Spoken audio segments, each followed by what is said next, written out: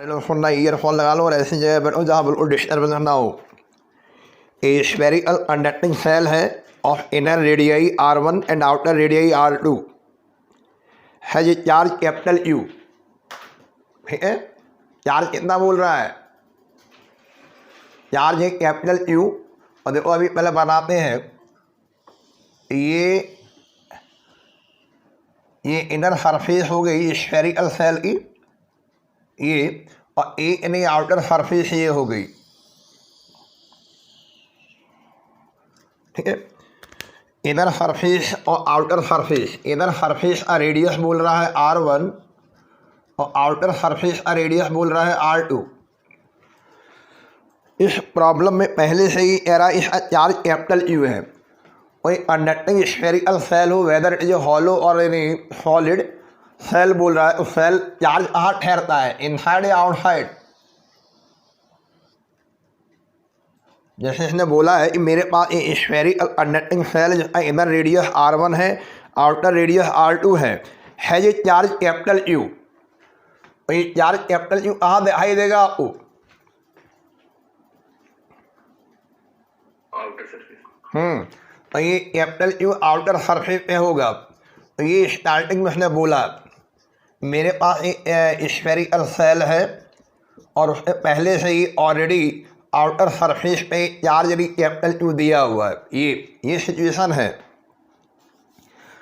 आगे सुनो, second sentence सुनना। A charge small U is placed at the centre of the cell. Cell का centre ये है, ठीक है, ये, और इसमें चार्ज स्मॉल U है। पहले कोई साइन नहीं लगा, कोई पॉजिटिव हो गया। और charge small U is placed at the centre of the cell. What is the surface charge density on the inner surface and outer surface of the cell. तो इस तरह का सवाल जो है आपने लगाया था, याद करो आप। ये सिचुएशन ऑलरेडी है। ये जो सेंटर वाला चार्ज ये क्या करेगा, यहाँ पर एक चार्ज इनर सरफेस पर एक नेगेटिव चार्ज इंड्यूस कर देगा, ये -U।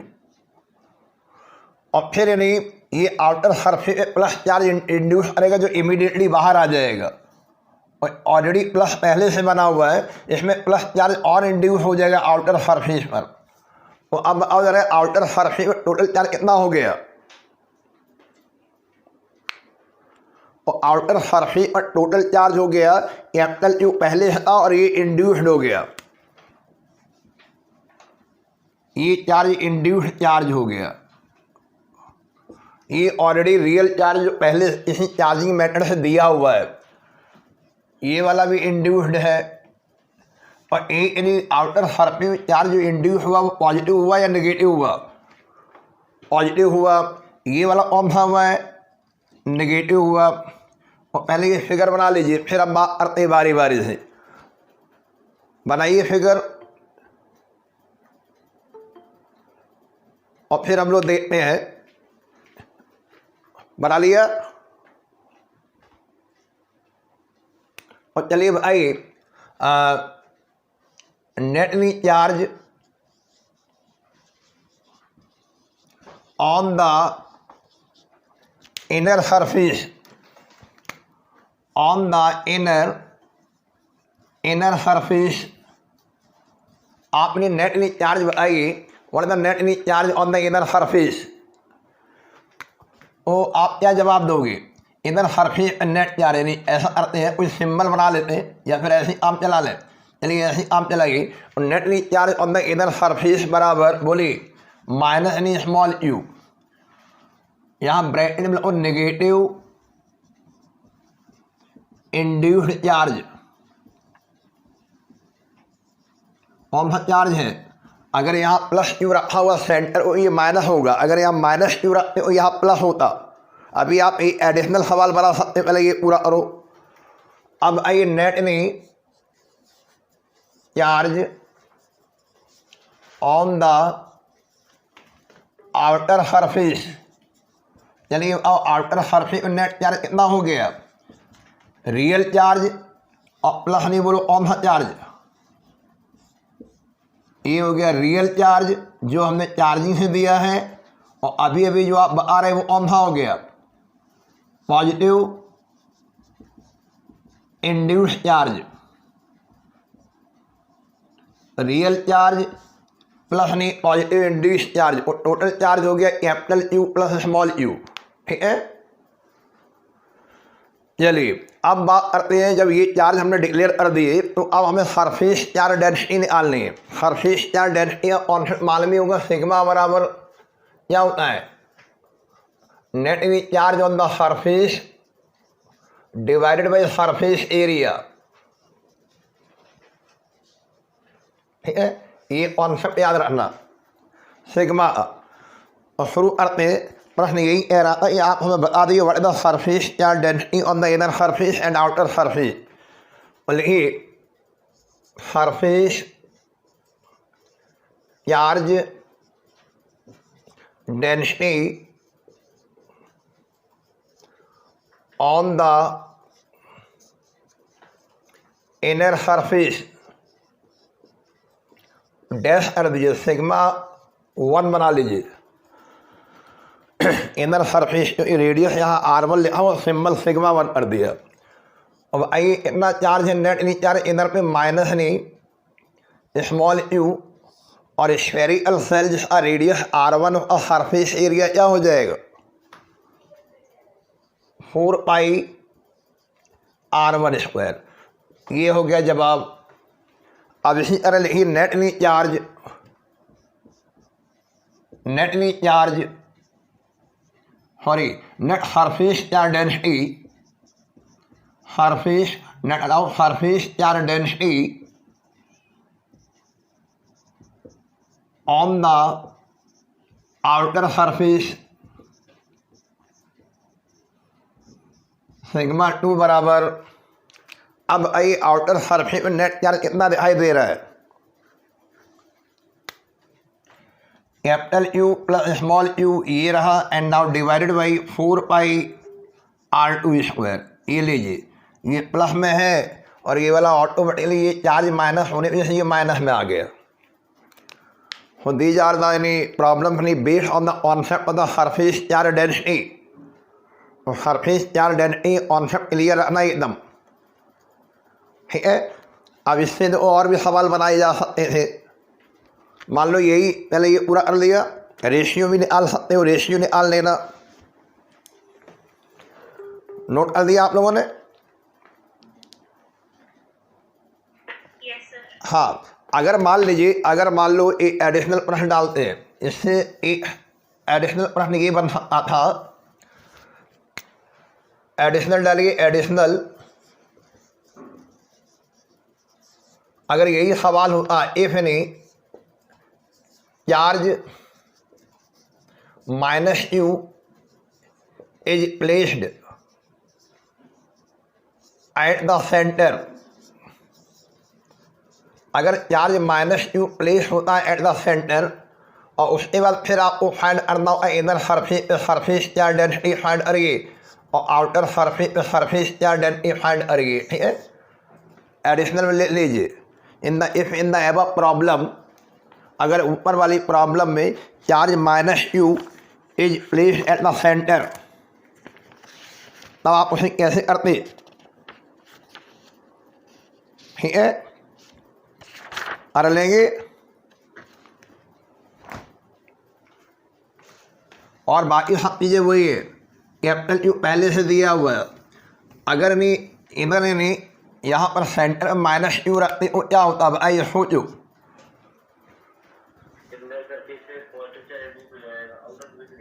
यहाँ पॉजिटिव चार्ज इंड्यूस हो जाएगा यहाँ पर, है वेरी गुड, ये वाले, और आउटर सरफेस में नेगेटिव चार्ज इंड्यूस हो जाएगा, तो ये इस तरह से ये net charge you minus you outer हो जाएगा और इधर यानी प्लस यू हो जाएगा, और इधर सरफेस चार्ज डेंसिटी प्लस में आ जाएगी और ये नेट चार्ज अकॉर्डिंगली आ जाएगी capital you minus small you. ठीक है, तो ये हमें ये यानी एडिशनल प्रश्न आपका होमवर्क हो गया, ये आज का होमवर्क हो गया, टुडे यानी 1 में का होमवर्क। चलिए आगे देखते हैं नेक्स्ट नंबर, क्वेश्चन नंबर बोलिए कौन सा होगा? 20।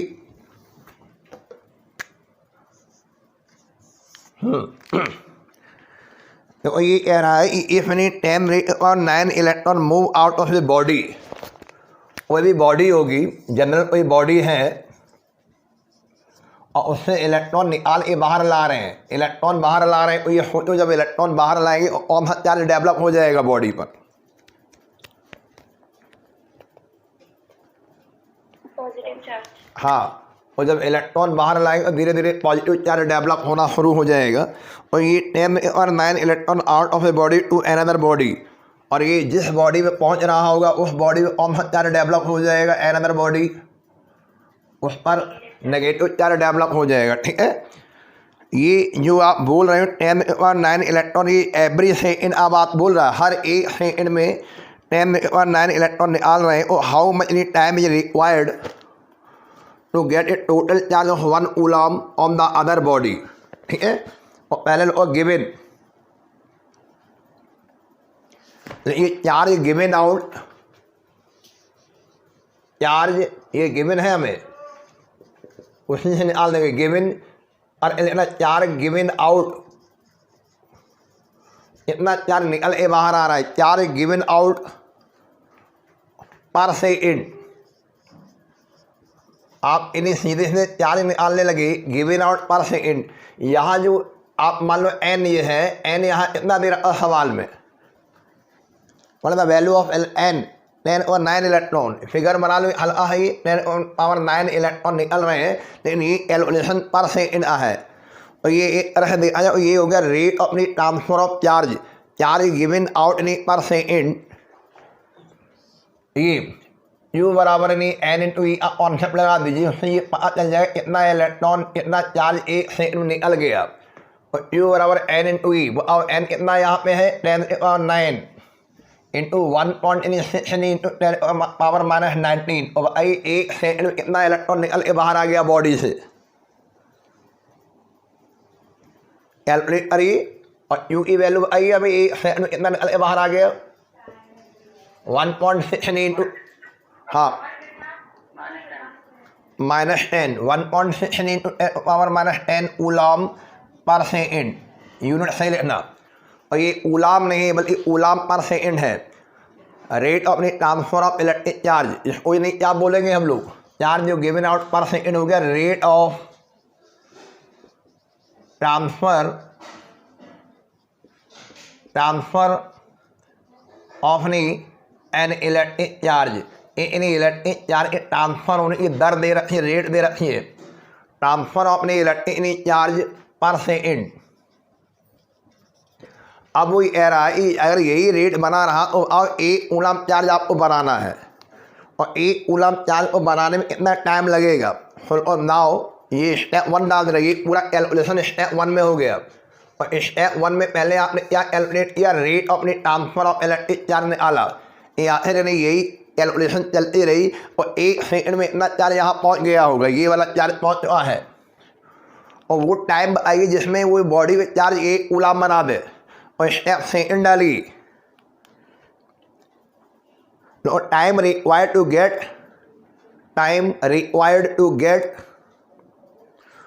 1 coulomb of charge, time required to get 1 coulomb of charge, 1 coulomb of charge, small T बराबर कैपिटल यू अपॉन ये जो अभी निकाला rate of transfer of charge divide कर दीजिए। तो यहाँ पर नहीं ये जो कैपिटल यू कितना बनाना है बॉडी पर? एक कूलम बनाना है, और rate of transfer of charge आपने निकाल लिया, इतना चार्ज बॉडी से एक सेकंड में गिवन आउट हो रहा है, जितना एक बॉडी से गिवन आउट हो रहा है उतना ही दूसरी बॉडी में पहुँच रहा होगा। तो आइए टी बराबर क्या हो जाएगा? 1/1.6 इंटू 10⁻10, ये ऊपर वाला कूलम है, यूनिट में कैलकुलेट करें वैसे मालूम पड़ जाएगा कूलम पर सेकेंड। तो कैलकुलेट करो कितना टाइम बना, बोलिए। ये डेसिमल हटा दो, ऊपर हो गया 10, एक 0 और उधार ले लो, ये हो जाएगा 10⁻9 100/60। इसको कैलकुलेट करो जरा, टी बराबर 6.25 इंटू 10⁻9 सेकेंड। कितना टाइम लगेगा नोट कर लीजिए, ठीक है। लेकिन अगर ये मान लो MCQ में आ गया और आपसे यानी टाइम ईयर में पूछ लिया गया और एक यानी ईयर में कितने सेकंड होते हैं, आइए एक यानी वर्ष में कितने सेकंड होते हैं, किसी को याद है? एक साल में कितने सेकंड बनाए थे हमने, किसी को भी याद नहीं है? बहुत अच्छी बात। मैंने जो छोटी छोटी चीज़ें वो भूल जाते हो, बाकी यानी लगे रहते हो, युवा दौड़ में लगे रहते हो, है ना, युवा दौड़ रेट यानी रेस कहलाती है। मतलब हम छोटी चीज़ें भूलते जाते, पीछे हम भूलते जाते हैं, आगे बढ़ते जाते हैं। एक वर्ष में 365 दिन होते हैं, 365 दिन, एक दिन में 24 घंटे होते हैं, एक घंटे में 60 मिनट होता है और एक 60 मिनट, एक मिनट में 60 सेकंड होते हैं।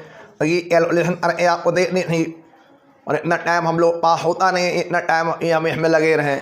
तो हमने 11th में आधे एक वर्ष में कितने सेकंड होते हैं, अब इतना याद आ रहा है?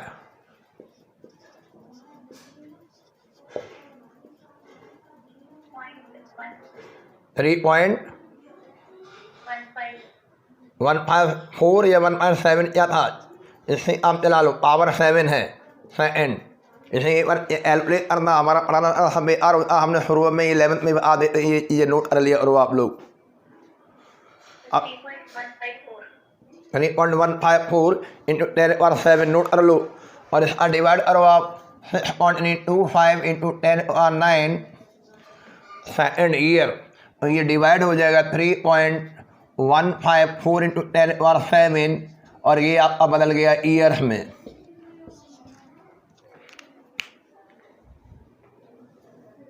ठीक है, तो आप इसे भी कैलकुलेट कर देना और ईयर में बता देना कितना आंसर आएगा, ये आंसर ईयर्स में भी निकाल देना। ठीक है, कॉन्सेप्चुअल है, 2 नंबर का सवाल है और 1-2 बार बोर्ड में आ भी चुका है, उनको देख लेना। आगे चलिए देखिए नेक्स्ट नंबर, ऐसे इम्पोर्टेंट डाल दो। ये सवाल जो अभी लगवाया ऊपर वाला भी ठीक सवाल, आप हर सवाल इम्पोर्टेंट है, आपको कॉन्सेप्चुअली समझना सवालों को। ये फिजिक्स का हर सवाल कुछ ना कुछ सिखा जाता है आपको, तो अब सवालों को समझने की कोशिश करो, सवालों को रटने की कोशिश करने का वक्त नहीं है। चलिए नेक्स्ट देखिए 21 देखते हैं। 21 consider the 3 charges Q1, Q2 and Q3 each and equal to small q at the vertices of an equilateral triangle of the side in L। Triangle कौन सा बोल दिया इन्होंने?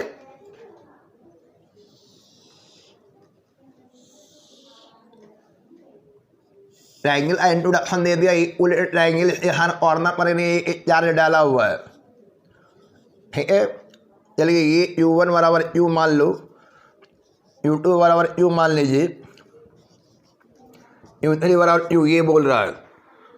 अच्छा, ट्राइंगल इक्विलेटरल ट्राइंगल है, लेंथ L हो गया, L हो गया, L हो गया। ठीक है, सुनते जाना। What is the force acting on the charge capital Q with the same sign as Q। अगर इसका साइन जो होगा वही साइन इसका है, सेंटर पर डाला हुआ है। Capital Q eight the centre of the triangle, triangle का सेंटर कैसे निकालते हो? इन ए ट्राइंगल के वर्टिसेस से हम लोग नॉर्मल परपेंडिकुलर ड्रॉ करते हैं ना, ये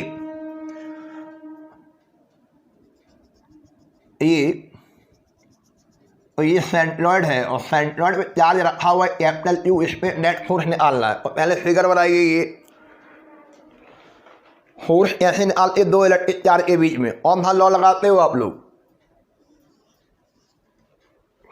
2 इलेक्ट्रिक चार्ज के बीच में फोर्स निकालने का फंडा क्या होता है? कूलम का फोर्स याद आ रहा है?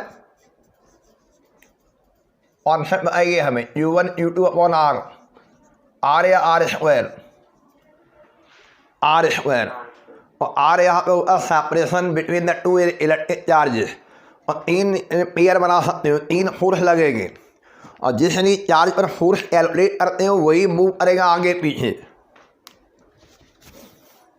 अब जैसे यानी ये वाला यानी Q1 बराबर Q जो चार्ज है, ये यहाँ पे फोर्स लगाएगा और क्या होगा? रिपल्सन या अट्रैक्शन, सेम चार्ज है, सेम साइन है। ये लीजिए, इसको हमने नाम दे दिया F1 वेक्टर फोर्स की डायरेक्शन दिखा दो, ये वेक्टर फॉर्म में भी सॉल्व कर देंगे। डायरेक्शन अब बहुत इंपॉर्टेंट बात होगा यहाँ पे, नेट फोर्स निकालना पड़ेगा। बहुत सारे फोर्स लग रहे हैं, एक ही चार्ज पार्टिकल में 3 फोर्स लगेंगे। U2 बराबर स्मॉल u, ये इधर ले लो F2 वेक्टर, ठीक है। और बताइए एक फोर्स ने ये वाला वर्टेक्स लगा देगा, ये लीजिए, ये F3 वेक्टर बना लो। तो अब बताइए हमें ये जो फिगर देख के बता दो हमारा जो सेंट्रॉइड पे चार्ज रखा हुआ तो इतने फोर्स लगने लगे, 3 फोर्स लग रहे हैं, ठीक है। इतने फोर्स लग रहे हैं। There are the 3 forces are acting on the charge place at the centre of the equal triangle. अच्छा, ये जो वर्टेक्स है, ये दूरी, ये डिस्टेंस है, नहीं तो तीनों चार्ज यानी इस चार्ज पहले वाले चार्ज और इसकी ये वाली डिस्टेंस और ये वाली डिस्टेंस और ये वाली distance, all the distance are same. ये डिस्टेंस यानी सब ऐसे हैं बेटा, सेम है। और ये जो चार्ज एक पेयर है जो लिए है, तीनों में चार्ज एक पेयर भी बेटा कैसे हैं, सेम है। तो अब आप समझ लो, जब ये चार्ज ए डिस्टेंस नहीं सेम है, चार्ज ए पेयर सेम है, और ये जो फोर्स जो आप देख रहे हैं, ये फोर्स के मैग्नीट्यूड भी क्या होंगे, मैग्नीट्यूड की बात चली, मैग्नीट्यूड। और जब ये आर सेम है, pair A charge A magnitude same, और फोर्स ए जो मैग्नीट्यूड है वो भी सेम होगी। केवल अंतर इसमें आ रहा है, मतलब इसमें यानी जो F1 वेक्टर आप दिखा रहे हो इसका मैग्नीट्यूड, और F2 वेक्टर का मैग्नीट्यूड, और F3 वेक्टर का मैग्नीट्यूड, ये सारे मैग्नीट्यूड यानी सेम होंगे। और ये होंगे 9 × 10⁹ स्मॉल u कैपिटल U, और ये R और ये R अपॉन R²। अभी फिलहाल ये नंबर 1 डाल दीजिए। आर की कैलकुलेशन की वैसे कोई यहाँ नीड नहीं है, तो कन्फिगरेशन इस तरीके से बना हुआ जो देखने लगा पहली बार में ही, तीनों फोर्स के मैग्नीट्यूड सेम है। अच्छा, ये और तीनों फोर्स जो आप देख रहे हो इनके बीच एंगल कितना है, तीनों फोर्स के बारी बारी से आपका कौन सा ट्रायंगल, इक्वल ट्रायंगल है। और ये और यदि F1 F2 के बीच एंगल पूरा कितना हो जाएगा, टोटल एंगल F1 वेक्टर और F2 वेक्टर के बीच एंगल, हाँ 120। एक फिगर और बना ले रहे हैं हम लोग, एक फिगर और बना ले रहे हैं, देखना ध्यान से। ये ऑब्जर्वेशन पॉइंट है सेंट्रॉइड वाला, एक फोर्स ये लग रहा है और एक फोर्स इधर जा रहा है। ये फोर्स ए मैग्नीट्यूड सेम हो, जब आपने वेक्टर डायग्राम बनाया वो एरो भी सेम लगाना, मतलब एरो की जो लंबाई है वो सेम रखना, ठीक है। ये हो गया F1, ये हो गया F2, ये हो गया F3, ठीक है वेक्टर। अभी आप मैंने क्या कर सकते हो, 120 एंगल बोल रहे हो आप, पहले अपनी सिंपल फिजिक्स देखो आप। यहाँ पर ये मैग्नीट्यूड में इक्वल है, F1 और F2 मैग्नीट्यूड में इक्वल है, तो इनका जो रिजल्टेंट तैयार करोगे, रिजल्टेंट के बारे में क्या ख्याल है। जब 2 वेक्टर्स के मैग्नीट्यूड इक्वल होते हैं, उनका जो रिजल्टेंट है उसका डायरेक्शन जो है ना, वो उन दोनों के बीच में बनने वाले एंगल के बीच में जो एंगल होता है उसका बाइसेक्टर लाइन के अलॉन्ग होता है। पूरा एंगल 120 है, और जो रिजल्टेंट इसका बनेगा ये इतना एंगल बनाएगा, इधर ये 60 और ये वाला एंगल 60 हो जाएगा, और इनको पैरेललोग्राम से तैयार कर लेना, और ये रिजल्टेंट इस तरह से बन जाएगा। ये लीजिए, ये रिजल्टेंट तैयार हो गया with the help of parallelogram law. ये बनाओ जरा, कोशिश करो इसको बनाने की। ये रिजल्टेंट तैयार हो गया, तो ये जो रिजल्टेंट आपका ऊपर दिख रहा है ये वाला रिजल्टेंट, और फिर ये F3 जो है ये मैग्नीट्यूड में इक्वल हो जाएंगे, डायरेक्शन में अपोजिट हो जाएंगे। कंपोनेंट फॉर्म में देख लो, यानी F2 यानी cos 60, F2 cos 60 और 2F2 cos 60 आ जाएंगे। और इनके जो हॉरिजॉन्टल कंपोनेंट है निकालना चाहो, ये इनका कोई मतलब होता नहीं, ये कैंसिल आउट हो जाएंगे रेजोल्यूशन की बात करें तो, है ना। तो फिगर बना लीजिए अच्छा सा, उम्मीद है बना लिया होगा।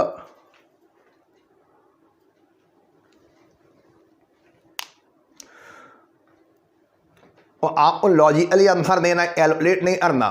कैलकुलेशन की यहाँ कोई ज़रूरत वैसे है नहीं, और कैलकुलेशन करने की बात आ जाए एक फिगर और डाल दीजिए, फिर कैलकुलेशन करने के लिए इच्छा रखते हो, या कल को कोई ऐसा सवाल आ जाए जिसमें डाटा चेंज हो जाए, और ये सेंट्रॉइड था, ये आपकी बेस लाइन थी ट्रायंगल की, तो ये वाली डिस्टेंस L/2 हो जाएगा, ये सेंट्रॉइड से मिला ये एंगल कितना हो जाएगा, आधा और 30, और ये वाली डिस्टेंस बोलो,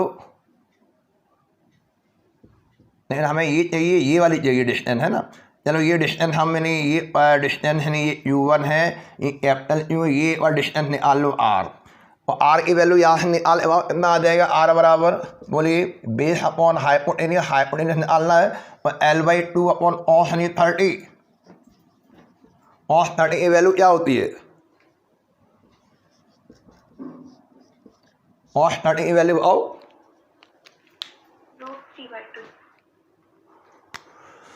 √3/2 √3/2 और R की वैल्यू क्या आ गई, और ये जो R आप बोल रहे हैं इसकी वैल्यू क्या आ गई, L और √3, तो ये भी फिगर में हैंड में नोट कर लो। तो अब जरा और F2 और F3 की नेट वैल्यू आ सकते हो, नेट नहीं फोर्स ऑफ नहीं F1 वेक्टर एंड नहीं F2 वेक्टर, इनका नेट फोर्स में आइए क्या हो जाएगा। चलिए इसको डैश को F मान लो, मैग्नीट्यूड पहले निकाल लो, डायरेक्शन हमें दिखाई दे रही है, इसको F मान लो, यहाँ F वेक्टर ले लीजिए, तो आइए क्या हो जाएगा, अंडर रूट की जरूरत नहीं पड़ेगी, कंपोनेंट फॉर्म ले लीजिए, F2 cos 60 और प्लस F1 cos 60, और F बराबर बोलिए क्या हो गया 2, ये F2 और F1 का मैग्नीट्यूड इक्वल, और 2 F1 cos 60 मान लो, cos 60, ठीक है। भाई क्या हो गया 2 F1 cos 60 की वैल्यू 1/2, और मैग्नीट्यूड क्या हो गया, मैग्नीट्यूड आई कितना रह गया, F1 वेक्टर और F2 वेक्टर का मैग्नीट्यूड इसके बराबर आ रहा है, F1 के बराबर आ रहा है, इसको ब्लॉक बंद करिए। और ये जो आप पहले बोल रहे ये F1 इसके इक्वल है, मैग्नीट्यूड ऑफ F1 का मैग्नीट्यूड इसके बराबर है, F3 के बराबर है, और ये इक्वल टू कर दो, इक्वल टू F3 और बंद कर दीजिए, तो ये लेवल चॉइस हो गई। और इस तरह आपने देखा यानी यहाँ पे सिचुएशन इस तरह तैयार हो गई है, एक ही पॉइंट में 3 फोर्स लगने के बाद ये पार्टिकल हमारे इक्वलिब्रियम में चला गया। तो you see that in here the magnitude नहीं, यहाँ पे देखो ये आप कह सकते हैं कि यहाँ पे magnitude of F1 vector and F2 vector are equal to the magnitude of F3 vector and are oppositely directed. So net force on the charge कितना हो गया, net force on the charge capital Q would be 0। तो ये भी एक बेहतरीन सवालों में माना जाता है, आप इसको चाहे जैसे सॉल्व कर सकते थे, ये बहुत सिंपल शॉर्ट मेथड में आ दिया। लिखिए दस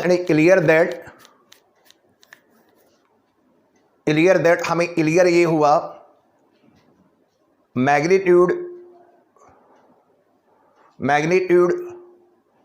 of F1 vector and F2 vector are equal to the magnitude of F3 vector, are equal to the magnitude of the F3 vector and is oppositely directed, और ये डायरेक्टेड कैसे हो जाएंगे, and is oppositely directed और direction just opposite है। तो ये दोनों मैग्नीट्यूड इक्वल थे, वो 120 आधा कर दिया, जस्ट ने अपोजिट हो गए। सो रिजल्टेंट फोर्स, लाइन छोड़ो last line, so the resultant या net force on the charge capital Q on the charge capital U placed at the centroid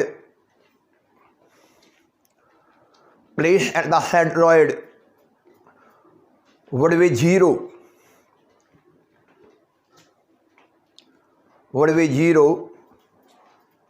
ठीक है। तो ये प्रश्न भी इम्पोर्टेंट डाल दूँ, तीनों वर्टेक्स पर चार्ज की मैग्नीट्यूड सेम थी, इसलिए नेट फोर्स 0 बन के आ गया। चार्ज की वैल्यू डिफरेंट होती तो हम लोग कैलकुलेशन करते फिर, और फिर हमें ज़रूरत पड़ती, उससे भी आप एक दो सवाल बना सकते हो फोर्स निकालने के लिए। तो अभी कोई वर्टेक्स पर इक्वल ट्रायंगल वर्टेक्स पर नहीं चार्ज इक्वल थे, तो सेंटर पर रखा जाने वाले चार्ज नेट फोर्स 0 हो गया। अगर वर्टेक्स पर रखे हुए चार्ज की वैल्यू डिफरेंट होती तो हमें ये वेक्टर अलजेब्रा से तीनों फोर्स इंडिविजुअली निकालने होते, फिर उनका हम वेक्टर सम करते, ठीक है। चलिए अगला देखिए, नेक्स्ट नंबर क्वेश्चन नंबर कौन सा है 22, सुनना बहुत ध्यान से। The sum of the two charges is 7 microcoulomb, they repel each other with a force of 1 newton when kept 30 centimeter apart in the free space, ठीक है। Calculate the value of each charge. अभी charge की value पता नहीं है, यहाँ पे दो चार्ज का सिस्टम आ रहा है। ये मान लो चार्ज ये Q1 है, दूसरा चार्ज Q2 है, और वैक्यूम में रखा हुआ मान लिया R हमें केवल दे रखा है। R कितना दे रखा है यहाँ पर 30 सेंटीमीटर, यानी कि 0.3 मीटर। तो पहले तो यही एज्यूम कर लो, let me Q1 and Q2 be the magnitude of the charges,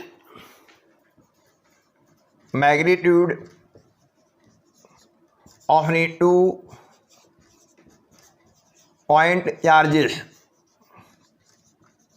और फिगर बना लीजिए। तो पहले ये एरा प्रश्न ये बोल रहा है कि इन दोनों पॉइंट चार्ज का सम हमें 7 माइक्रोकूलम दिया हुआ सवाल में, और गिवन,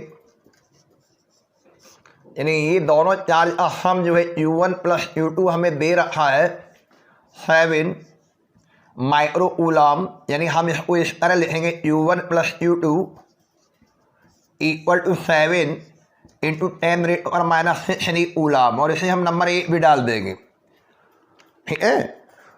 और इसके अलावा इन दोनों के बीच में लगने वाला फोर्स भी दे रखा है। फोर्स कितना दे रखा है, अब आओ,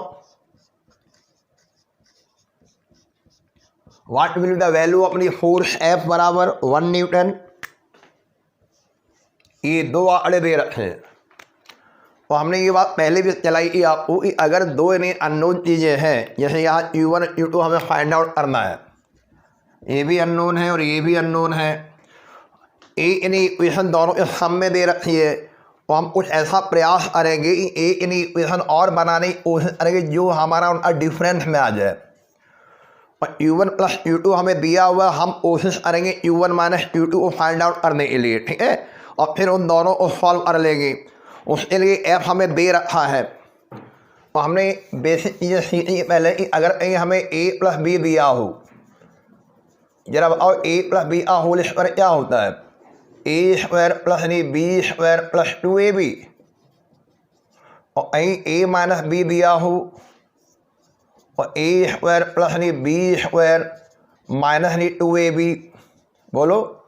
और अगर हमें ये करने की बारी आ जाए A प्लस बी का होल स्क्वायर करिए और प्लस A माइनस बी का होल स्क्वायर करिए, या माइनस आ जाए A minus B A plus B का होल स्क्वायर करिए और माइनस A माइनस बी का होल स्क्वायर करिए, तो रिजल्ट क्या दे देगा हमें, ये 4AB, बोलो।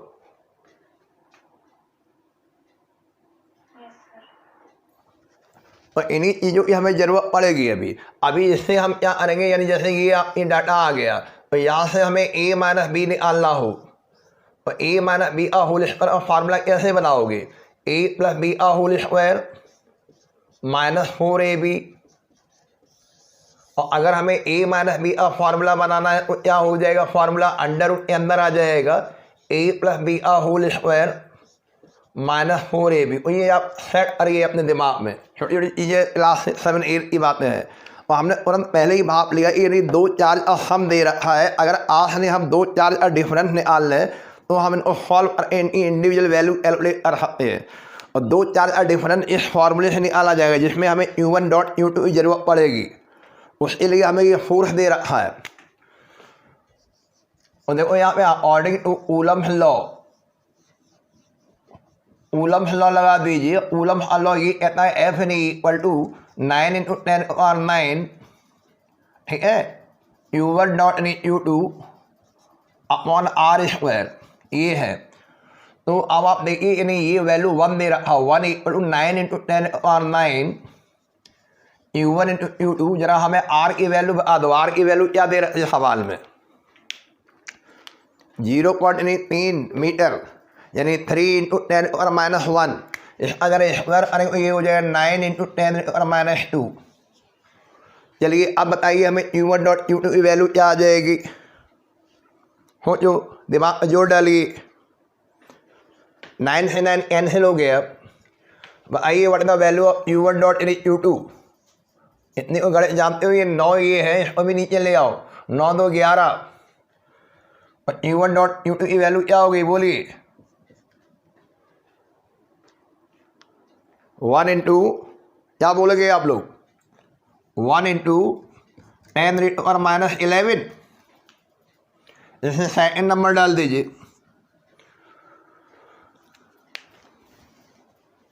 ठीक है, तो हमने क्या बोला, हमें क्या चाहिए? हम चाहते हैं U1 माइनस U2 निकालना चाहते हैं। आइए U1 माइनस U2 कैसे निकालोगे? नाउ U1 माइनस U2 बराबर अंडर रूट, बोलिए U1 प्लस U2 का होल स्क्वायर करेंगे पहले और -4 टाइम अपनी U1 डॉट U2 कर देंगे। ठीक है, ये लीजिए।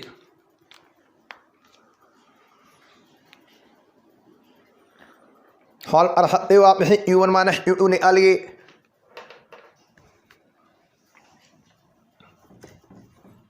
चलिए अरे कॉपी में पेन चलाइए अपनी और U1 माइनस U2 की वैल्यू हमें बता दीजिए। U1 प्लस U2 अरे ये है square 49 into 10⁻12 -4 U1 dot U2 अरे क्या होगा? -11, बोलिए। एक में पावर -12 है, एक में पावर -11 है, क्या नहीं और -12 कर सकते हो आप लोग?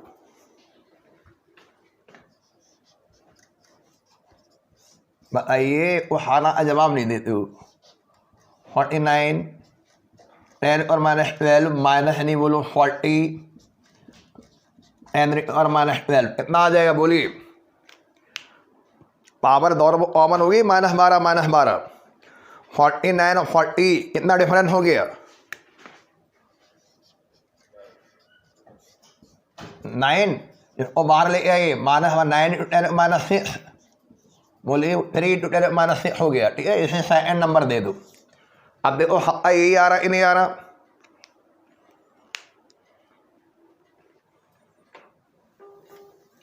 सारे बच्चे और यही आप लोग का निकल रहा है U1 माइनस U2 है बेटा।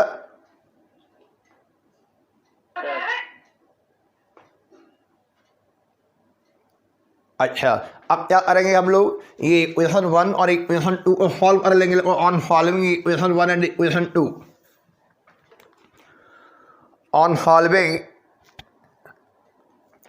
सॉल्विंग इक्वेशन 1 एंड इक्वेशन 2 तो ये U1 प्लस U2 बराबर 7 × 10⁻6 लिखा हुआ है और ये U1 माइनस U2 ये लिखा हुआ है 3 × 10⁻6। ठीक है, लंबी हिलान कर दीजिए और ये कैंसिल कर दो, प्लस और माइनस कैंसिल हो गए। तो आइए 2U1 की वैल्यू क्या हुई और फिर इट मीन U1 की वैल्यू बता दो क्या हो गई?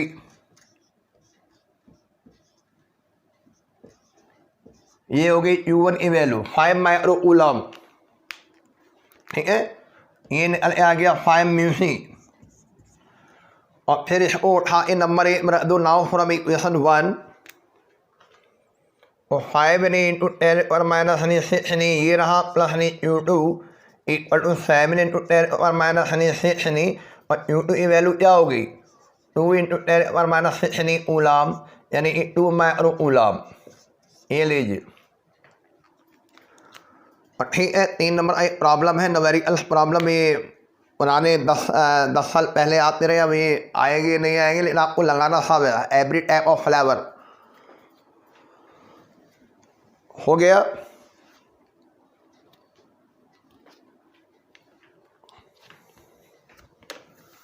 तो ये भी इम्पोर्टेंट डाल दूँ, मतलब कोई सवाल ऐसा नहीं जो इजी गोइंग हो, सब में कोई ना कोई ट्रिक है और कुछ ना कुछ आपको सिखा रहा है वो।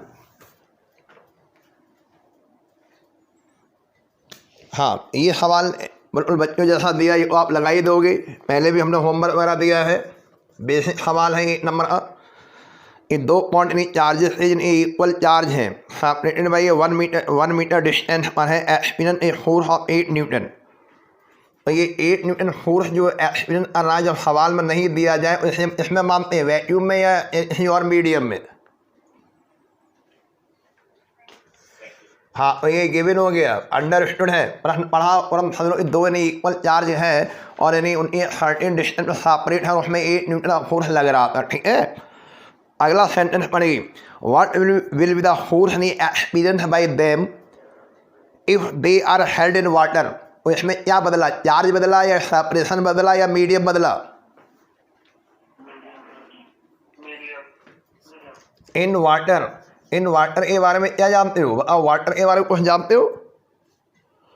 वाटर के बारे में, इन वाटर के बारे में डायरेक्ट कॉन्स्टेंट क्या होता है, डायरेक्ट कॉन्स्टेंट। डायरेक्ट कॉन्स्टेंट ये जो होता है फॉर वाटर नहीं, ये 80 होता है, 80। Very good. इसी को ए को ही हम लोग रिलेटिव परमिटिविटी बोलते हैं, एप्सिलॉन आर। तो आइदर यू में से एप्सिलॉन आर वाटर 80 या डायरेक्ट कॉन्स्टेंट बराबर 80 बोलेंगे। ठीक है, तो ये जो समझने की बहुत जरूरत है, रटने की जरूरत नहीं है। या कोई ऐसा जैसे आपने ये पढ़ा कूलम लॉ चल रहा है, कूलम लॉ एक प्रॉब्लम चल रही है, Q1 Q2 ये हो गया लॉ ऑफ चार्जेस, ये हो गया लॉ ऑफ डिस्टेंसेस और ये हो गया लॉ ऑफ मीडियम। आपको सवालों को पढ़े चेक करना है क्या पूछ रहा है। इसमें मीडियम चेंज हो गया, कौन सा फार्मूला कौन सा कूलम लॉ लगेगा। 3 फॉर्मेट में रिलेशन दिए, लास्ट वाला लग जाएगा।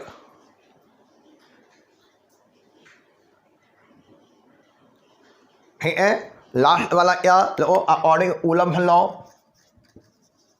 अकॉर्डिंग कूलम लॉ हमें कूलम लॉ पर ध्यान देना होगा। और सिलेक्शन ऑफ अपनी फार्मूला कौन सा एक्सप्रेशन यूज करें हम लोग। तो हाँ, फोर्स नहीं, इलेक्ट्रिक फोर्स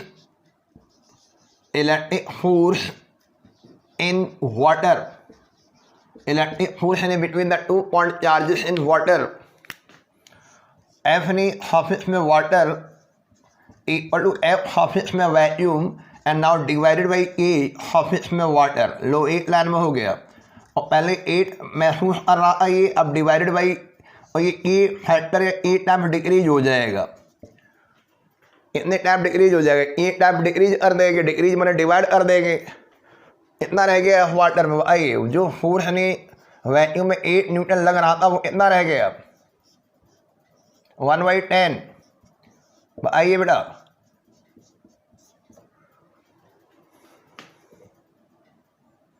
(0.1 न्यूटन। बोलिए। हाँ, और ये कूलम लॉ अभी केवल हमने कॉन्सेप्चुअल्स दिए है ना, फिर सेट बनाएंगे और आप थॉरली न्यूमेरिकल सेट बनाएंगे। अभी बीच में न्यूमेरिकल डालेंगे, थॉरली न्यूमेरिकल नहीं आएगी। चलिए नेक्स्ट देखिए, क्वेश्चन नंबर जो आज हमने आपको बढ़ाए इलेक्ट्रिक फील्ड वाले शुरू करिए। इलेक्ट्रिक फील्ड पे आ जाइए, चैप्टर रिवीजन किया हुआ इलेक्ट्रिक फील्ड का। ये कूलम लॉ के डिफरेंट नहीं फ्लेवर एक कॉन्सेप्चुअल थे, 23-24। अब सीधे इलेक्ट्रिक फील्ड पर कंसंट्रेट करिए, तो अच्छे से इलेक्ट्रिक फील्ड के सारे लेक्चर को ध्यान से देखना, सुनना, शेयर पढ़ना, रफ लेक्चर देखना और एक अच्छे सच्चे मन से electric field coulomb law revision करते रहिए। तो पहला प्रश्न ये किया इसने, क्वेश्चन नंबर 24 में ये एरा एक हमें इलेक्ट्रिक डायपोल दिया है और वो इलेक्ट्रिक डायपोल हेल्ड है इन्हें यूनिफॉर्म इलेक्ट्रिक फील्ड में, और जब यूनिफॉर्म इलेक्ट्रिक फील्ड में हेल्ड है वो स्पेसिफाई करना है the direction of torque.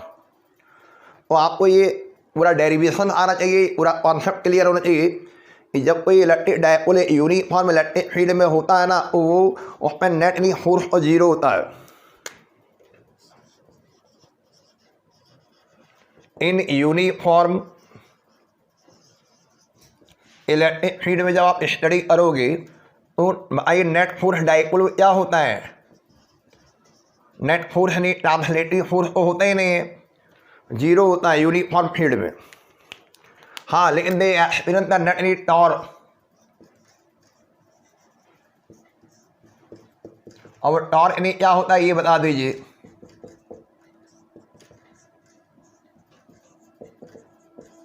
Torque का मैग्नीट्यूड नीचे लिखा हुआ है, टॉर्क का वेक्टर फॉर्म ऊपर लिखा हुआ है, ठीक है। और जब वेक्टर फॉर्म का इस्तेमाल तब करते हैं हम लोग जब हमें कोई सवाल डायरेक्शन से रिलेटेड दिया होता है, ठीक है। जैसे मान लो ये डायपोल है, ये पी वेक्टर है, ये ई वेक्टर है, इनके बीच का एंगल थीटा दे रखा है, पी क्रॉस ई लिखा हुआ है, साइन थीटा फॉर्मूले में आ रहा है, क्रॉस प्रोडक्ट हो गया, राइट हैंड थंब रूल, अपनी चारों उंगलियों को पी से ई घुमाएगी। अगर इसको प्लेन और पेपर में रखा हुआ मान लिया जिसमें आप नोट्स बना रहे हो, तो जिसमें आप नोट्स बना रहे हो उसी में पी वेक्टर डला हुआ है, उसी में ई वेक्टर डला हुआ है। अब आप तो क्रॉस प्रोडक्ट का सवाल है, टॉर्क क्या होगा, टॉर्क के लिए राइट हैंड थंब रूल लगाइए। अगर इसको प्लेन और पेपर में मान लिया गया, ये इस तरह रोटेट कर रहा है, तो आप अपने चारों उंगलियों राइट हैंड साइड उठाइए, राइट हैंड साइड चारों उंगलियां अंगूठा आपस में परपेंडिकुलर करिए, कॉपी वाला और चारों उंगलियों को मोड़िए, अर्ध करिए, रोटेट करिए फ्रॉम पी टू ई, और फिर देखो अंगूठा आपका कॉपी के अंदर जा रहा है, प्लेन ऑफ पेपर में अंदर जा रहा है या बाहर जा रहा है।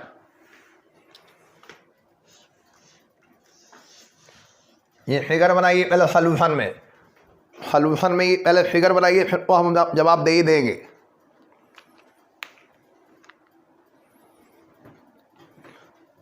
लेकिन नेट नी torque knee experience any by the dipole in a uniform electric field, net नी torque knee experience by the dipole in a uniform electric field.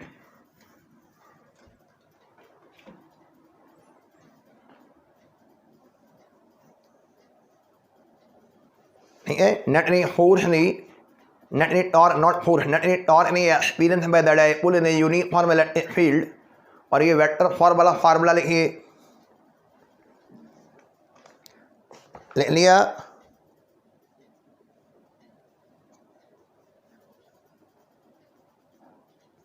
तो अब बताइए टॉर्क की डायरेक्शन पूछ रहा है, फार्मूले का फॉर्मेट स्केलर फॉर्म में है या वेक्टर फॉर्म में है?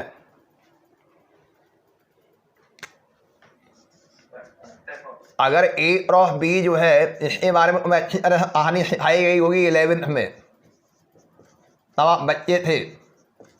ए क्रॉस बी बराबर A B sine theta into N F होता है, मॉड्यूलो हम अपनी ए क्रॉस बी निकालते हैं और ये आपका A B sine theta magnitude आ जाता है, यानी ये पूरा मैग्नीट्यूड है, और ये आपका डायरेक्शन एन एफ। और एन एफ यहाँ पे ऐसा यूनिट वेक्टर होता है जो perpendicular to the both, unit vector है परपेंडिकुलर टू द प्लेन, उस प्लेन के परपेंडिकुलर है containing A vector and B vector. और एन यानी एफ जो है it will give the direction of the A cross B, सारा दारो बदार ए क्रॉस बी का जो डायरेक्शन है एन एफ के ऊपर होता है। यानी कि ये ए आर वेक्टर अगर मान लिया जाए तो आर वेक्टर की डायरेक्शन यानी एन एफ जो बताएगा वही डायरेक्शन आर वेक्टर की होगी। और unit vector perpendicular to the plane containing A vector and B vector, इसी चीज को हम ऐसे बोलते हैं, दैट इज ये जो आर वेक्टर आपको मिला is perpendicular to both A vector and B vector. जब प्लेन ए परपेंडिकुलर है तो यकीनन वो जो रिजल्टेंट मिलेगा वो ए वेक्टर ए भी परपेंडिकुलर होगा और बी ए भी परपेंडिकुलर होगा। और क्रॉस प्रोडक्ट ये खासियत है, ये टॉर्क जो मिल रहा है ये perpendicular to the P vector as well as perpendicular to E vector, और वही हमें जवाब देना बाकी फिगर में दिखाई दे रहा है। बोलिए नेट नी torque knee acting on the dipole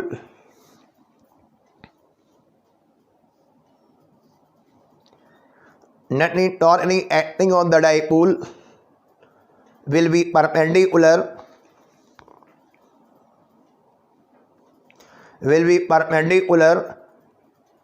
to the plane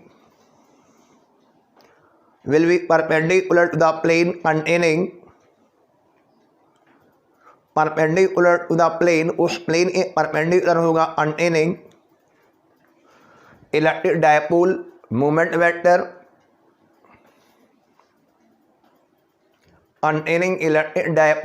vector P vector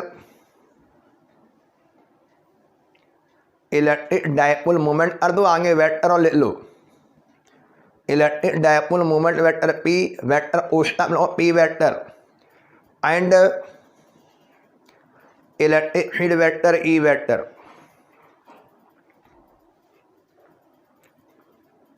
तो एक तरीका ये हो गया।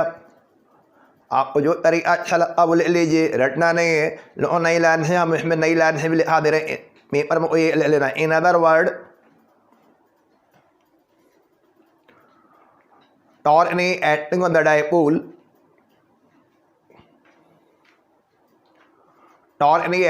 dipole is perpendicular to both torque any acting on the dipole is perpendicular to both का सेमी ओमा लगा दीजिए। उसके बाद ये स्मॉल p वेक्टर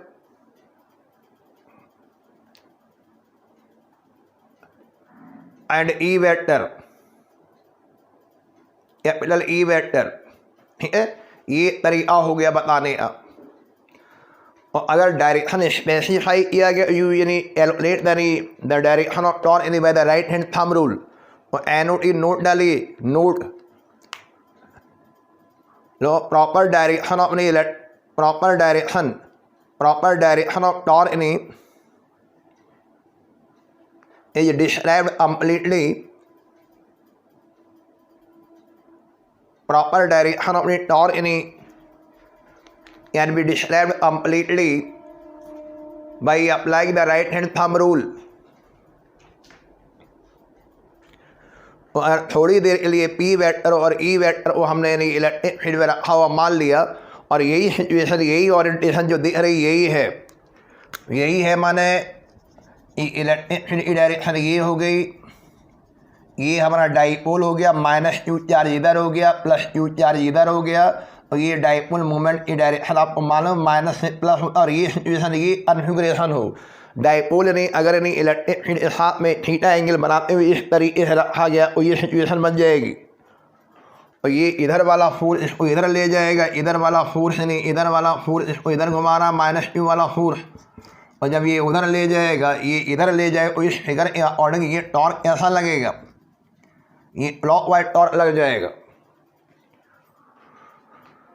तो ये नोट में डाल दो।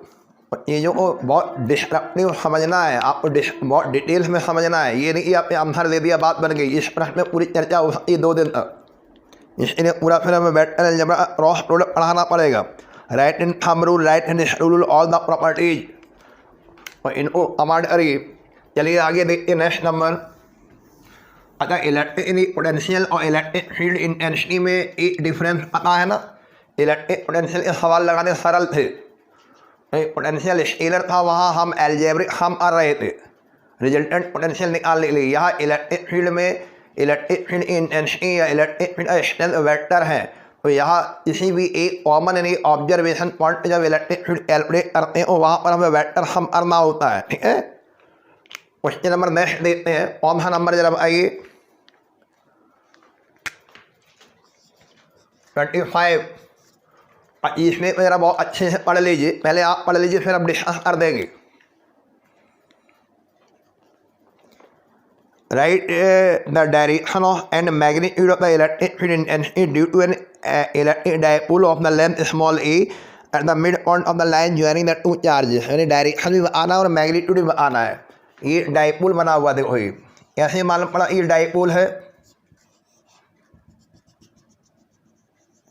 डायपोल क्या होता है, दो यानी इलेक्ट्रिक चार्ज जो इंडिविजुअल होते हैं या दो इलेक्ट्रिक चार्ज जो नहीं दोनों मिलकर एक जैसा रोल प्ले सिस्टम होता है। डायपोल यानी जो system of the two equal and opposite charges system है ये मिडिल पॉइंट कहीं पे रख लीजिए, मिडिल पॉइंट यानी चलो ओ मान लीजिए, इसमें लिखा हुआ है ओ, और यानी टोटल लेंथ कितनी डायपोल लेंथ आओ यहाँ पे ये ए है। आपको पता होना चाहिए जब हम इलेक्ट्रिक फील्ड की स्टडी करेंगे वो पहला आर्म मेरा क्या होता बताइए। जिस पॉइंट पर इलेक्ट्रिक फील्ड आप कैलकुलेट करेंगे पहला आर्म ये होता है first of all we place positive test charge there. हम वहाँ कोई पॉजिटिव यानी वैल्यू आई टेस्ट चार्ज रख के देख लेंगे। टेस्ट चार्ज का कॉन्सेप्ट पता है आपको, 50 TS चार्ज होता है। It only experience the force यानी बट यानी डज नॉट यानी exert the force on the force charges when signally small होता है, यानी केवल ये एक्सपीरियंस करेगा फोर्स को। हम ये देखेंगे, इसको रखने से ये पता चल जाएगा फोर्स की डायरेक्शन क्या है, और जिस डायरेक्शन में इस पर फोर्स लगेगा वही डायरेक्शन इलेक्ट्रिक फील्ड हो जाएगी। और चलिए ये प्लस वाला चार्ज फोर्स चार्ज इस पर फोर्स लगाएगा, और प्लस में क्या होगा रिपल्सन, और रिपल्सन होने से ये वाला चार्ज आगे बढ़ेगा पीछे का, ये टेस्ट चार्ज आगे पीछे ले जाए, तो ये फोर्स लगेगा टेस्ट चार्ज, ये वाला फोर्स चार्ज इसको रिपेल करेगा और ये फोर्स की डायरेक्शन होगी। और हमें सिग्निफिकेंस में यही पढ़ाया गया था, और आपने ये चैप्टर को अच्छे से तैयार किया होगा कि अगर ये चार्ज पॉजिटिव है और इलेक्ट्रिक फील्ड और फोर्स की डायरेक्शन सेम होती है, और फोर्स की डायरेक्शन ये हो गई, वही डायरेक्शन यहाँ इलेक्ट्रिक फील्ड की हो गई, और एक चार्ज के द्वारा यानी इलेक्ट्रिक फील्ड ये बना। चलो इसको हमने कोई नाम देना है, उसको नाम देना ही है। अगर ये चार्ज नंबर 1 है, ये चार्ज नंबर 2 है, तो ये आपका इलेक्ट्रिक फील्ड E1 मान लो। अब जरा दूसरा वाला चार्ज देखो माइनस क्यू वाला चार्ज यानी इस पर जो फोर्स लगाएगा वो कैसे लगाएगा, अट्रैक्ट करेगा कि रिपेल करेगा, अट्रैक्ट करेगा, और इस पर भी फोर्स की डायरेक्शन ये हो गई। टेस्ट चार्ज पर फोर्स यानी ये प्लस क्यू, तो ये आपका E2 हो गया। हम देख पा रहे हैं ये यानी कॉमन पॉइंट मिडिल पॉइंट पर यानी दोनों चार्ज का जो इलेक्ट्रिक फील्ड है उसका डायरेक्शन सेम है, यानी कि दोनों का डायरेक्शन सेम है ना, दोनों का डायरेक्शन सेम। अब जब दोनों का डायरेक्शन सेम है और रिजल्टेंट फील्ड का डायरेक्शन भी उसी तरफ हो जाएगा। और ये जो डायरेक्शन जो आपको दिख रहा है ये राइट से लेफ्ट दिख रहा है या लेफ्ट से राइट दिख रहा है,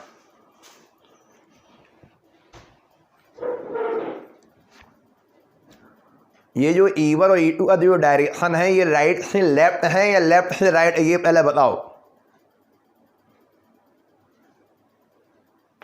राइट से लेफ्ट। अच्छा, अब ये मैं जो कॉन्फ़िगरेशन दिया है इलेक्ट्रिक डायपोल का जो कॉन्फ़िगरेशन बना के परोस दिया तो मैं इसमें राइट में कौन सा चार्ज है, प्लस चार्ज है या माइनस चार्ज है राइट में, और लेफ्ट में कौन सा है। तो आप इसके डायरेक्शन के बारे में चर्चा कर सकते हो। आप किनारे पर डालिए डायरेक्शन, यानी फिगर बना लो डायरेक्शन ऑफ इलेक्ट्रिक फील्ड में पहले चर्चा करेंगे। Direction of electric field,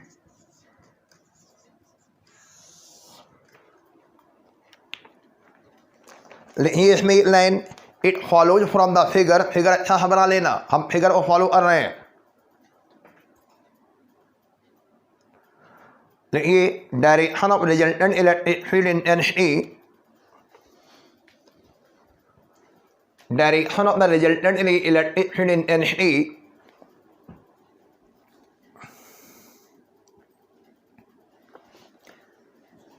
eight the mid point of the dipole, at the midpoint of the dipole, लिखा at the midpoint of the dipole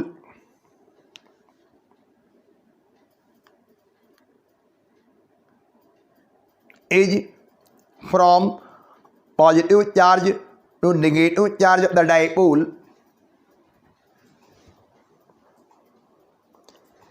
is from positive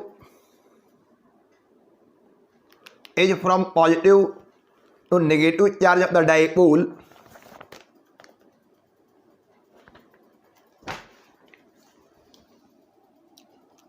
और इसमें कुछ और लिखना, इससे आम चल जाएगा। बोलो positive charge to negative charge of the dipole, along the dipole axis. ये दोनों चार्ज को ज्वाइन करने वाली जो इमेजिनरी लाइन है वो उसको कहते हैं डाइपोल की एक्सिस और अलॉन्ग द डाइपोल एक्सिस। और ये हमने डायरेक्शन की चर्चा कर ली पहले, ठीक है। अब लिखिए किनारे का magnitude, magnitude of electric field.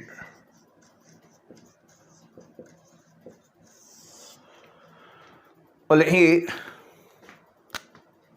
Resultant electric field at the mid point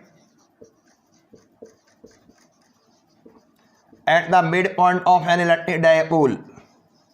हमारे इलेक्ट्रिक डायपोल के मिड पॉइंट पर रिजल्टेंट इलेक्ट्रिक फील्ड या नेट इलेक्ट्रिक फील्ड निकाल रहे हैं।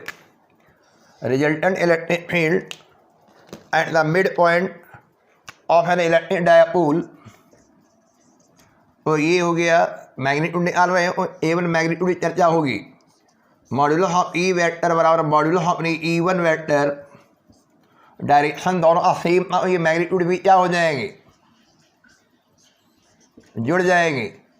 वैल्यू रख सकते हो, इट मीन्स ई बराबर हो जाएगा वैल्यू आई 1/4πε0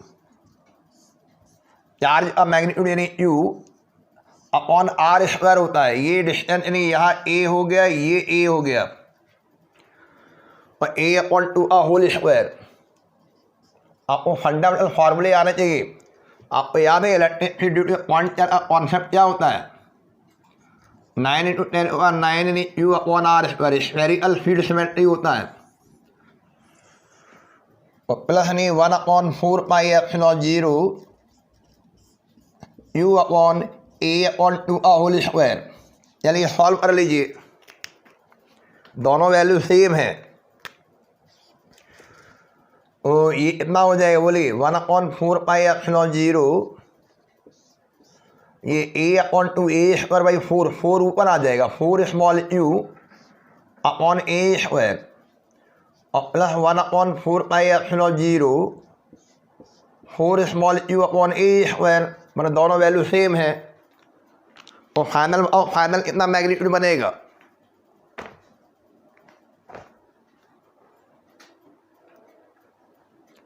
डबल हो जाएगा ना। 1/4πε0 बोलिए बेटा,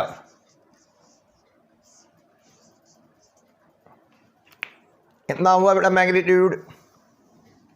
मिडिल पॉइंट पर दिए जाने वाले डाइपोल के मिड पॉइंट पर, जिसका डाइपोल लेंथ ए बोल रहा था स्मॉल ए,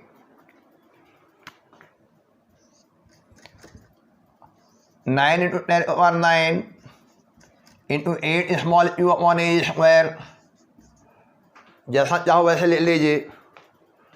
और क्या ले सकते हो,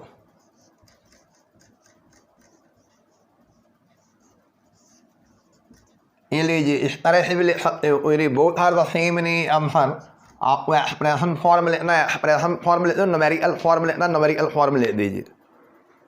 तो ये भी एक क्वेश्चन बोर्ड परीक्षा में आ चुका है, ठीक है।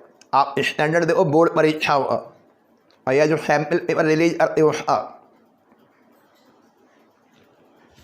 तो यहाँ पे आपको हर फ्लेवर के क्वेश्चन मिलेंगे। शर्त ये कि आपको इलेक्ट्रिक फील्ड की अच्छे से रिवीजन आनी चाहिए, आपको फ्रेशनेस ताजगी महसूस होनी चाहिए कि हमने इलेक्ट्रिक फील्ड जब पढ़ा था पिछले मई में, और हम फिर मई में ही आ गए, आज पहली मई है ना। हम आपको रिवीजन शेड्यूल देंगे, तो आपको प्रॉपर रिवीजन पे फोकस करना है। अब इन्हीं सिचुएशन वो है कि आपको जितना पढ़ा दिया गया उस पर रिवीजन को कंसंट्रेट करते रहिए, और जितना अच्छे से प्रॉपरली हम रिवाइज कर लेंगे चीज़ों को उतना हमें ठीक लगेगा। आपने पूरे हफ्ते भर में रिवीजन किया, फिर संडे को एक टेस्ट दे दिया, फिर रिवीजन किया, फिर एक टेस्ट दे दिया, उससे टेस्ट एक गोल बन जाएगा और रिवीजन आप करते रहोगे, और जो इधर उधर चीज़ें छूटी हुई है वो चीज़ें कवर होती रहेंगी। लेकिन शर्त ये वही बात है कि आपका जोश नहीं अभी ठंडा नहीं पड़ना चाहिए, चाहे जितनी ही विपरीत परिस्थितियाँ आ जाए। आपको इन्हें अपने आप को बूस्ट रखना होगा, यानी आपके अंदर पॉजिटिविटी आनी चाहिए, नेगेटिविटी की कोई जगह नहीं है। और नेगेटिविटी अब आती है जब अपने आसपास आपके सराउंडिंग में नेगेटिव लोग होते हैं, आपके पास नहीं बहुत सारे नेगेटिव लोग होंगे और यकीनन वो आपको नेगेटिव थॉट आपको प्रोवाइड कराएंगे आपके ब्रेन में, यानी जाने अनजाने वो चीज़ें जाने लगेंगी। वो ऐसी लिस्ट बनाइए, ऐसी आज लिस्ट बना लो कि ऐसा कोई ऐसा फ्रेंड या कोई ऐसी चीज़ नहीं जो हमें नेगेटिव फ्रीक्वेंसी की ओर ले जा रही है, हमारे विचारों पर नेगेटिविटी थोप रही है, पर इम्पोज कर रही है, उनको अवॉइड करने की कोशिश कीजिए। और आप दूने साथ इस महीने आप पूरा भरपूर उपयोग उठाइए, यानी पूरा मंथ मई का मंथ यानी आपके लिए एक चैलेंज मंथ मान लिया जाएगा। आप इसमें दोहरे तीसरे चौथे गियर में आप आ जाएगी। कम से कम फिजिक्स को कम से कम हमारा मानना है कम से कम आपको ये दिन में फिजिक्स में 4 घंटे मिनिमम देने होंगे। और आपने 30 दिन में आपके पास कितने यानी आवर हो गए, और 4 घंटे आप सेल्फ स्टडी के लिए देते हो, सोचो आप। और इन 120 घंटे में आपको पूरा कोशिश करना चाहिए कि हम इस पूरे 9 यूनिट आई और प्रॉपर रिवीजन कर लें, ठीक है। तो हम आपको यानी रिवीजन चार्ट देंगे, उसके अकॉर्डिंगली आप अपनी रिवीजन करना शुरू करिए। मैंने जितना 99.9% हो गया है उतना आप करते रहिए। ये चीज़ें चलते रहेंगी, ये हम जानते नहीं स्लो कर दिए हमने, क्योंकि हम आपको एंगेज बनाए रखें, आप में रिफ्रेशमेंट आती रहे, हमारी क्लास लेने में आप यानी टाइम शेड्यूल रूटीन बना रहे और आपने हमारे साथ जुड़े रहे इसी बहाने, ठीक है। और देखो आपने हम लोगों ने यानी 85 नहीं या 90 बच्चों से शुरू किया, शुरू में स्टार्टिंग में 90 से हम 85 पर आ गए थे, और 85 में मैराथन दौड़ करते करते हम यहाँ पर आ गए। इस समय आउट पर कितने बच्चे आज जुड़े हुए हैं? 60। तो आपको ये पता है ये 60 बच्चे जो लास्ट जुड़े रहते हैं, यानी जो बिल्कुल कंप्रोमाइज़ नहीं करते चीज़ों के साथ, नहीं वो बच्चे 60 बच्चों में आप एटलीस्ट 40 बच्चे ऐसे होंगे जो इटावा या इंडिया में भी टॉप कर सकते हैं, लेकिन बशर्ते यानी आप नहीं लास्ट तक जुड़े रहे।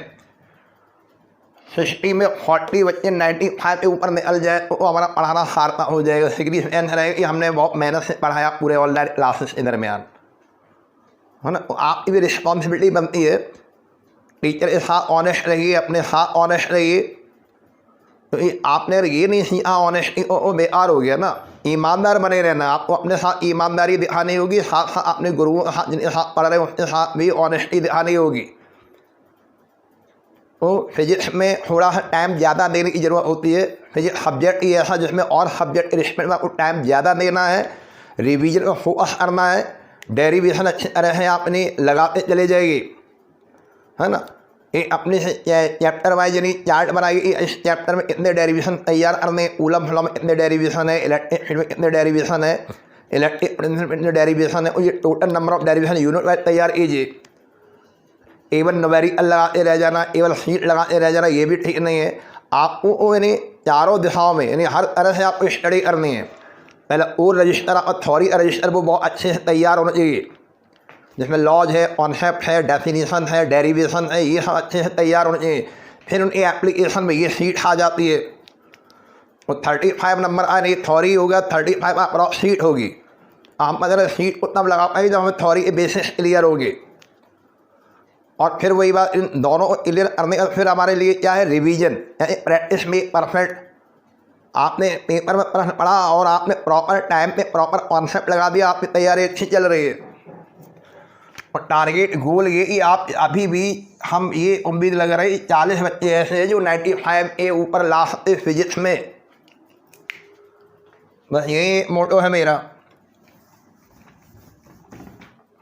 तो अभी थोड़ा व्यस्त है, आपको मालूम है हमारे गांव में ताऊजी एक्सपायर हो गए, गांव जाना पड़ता है, डेली आना पड़ रहा है। अभी सोमवार को बाल बनेंगे, है ना, 13वीं भी होगी। इतना सब के बावजूद हमने कोशिश की कि आपका बहुत इतनी ज़्यादा गैप न किया जाए, तो टाइम निकाल आपको क्लासेस ले लेते हैं। तो अब आइए इसके बाद क्या रह गया होगा जो हमने जान के छोड़े हुए, आपके 2 या 3 या 4 क्वेश्चन ऐसे जो लॉन्ग क्वेश्चन उन्हें छोड़े हुए हैं। और जिस दिन हम सोच रहे हैं, जिस दिन आपकी जो है डिटेल तैयार होगी, जिस दिन आपका घोषणा होगी, पेपर आपके स्टार्ट हुए 15 दिन पहले घोषणा की जाएगी। और ये 4 नहीं हैं बड़े क्वेश्चन, उनको हम सोच रहे हैं उससे पहले आपको लगवा देंगे। ये रिफ्रेशमेंट बना रहे हैं, ट्रांसफार्मर है, AC जनरेटर है, MCG है, मूविंग ऑयल गैल्वेनोमीटर है, और एक आध और होंगे देख लेंगे, ठीक है। लेकिन वही बात फिर, ऑनेस्टी द बेस्ट पॉलिसी। और आप इन्हें ऑनेस्ट नहीं होते, हर इस तरह से फिर समस्या अड़ी हो जाएगी। आपको अपने प्रति भी ईमानदार बनना है और हमारे प्रति वो बनना ही बनना है। हम गुरु के प्रति पूरी श्रद्धा निष्ठा रखें, ऑनेस्ट बने रहें। ठीक है, दिन अच्छा हुई। हमने बीच में होमवर्क दिया है ना आपको, वो आप करके दिखा दे रहा। Thank you, have a good day. Thank you sir. Thank you.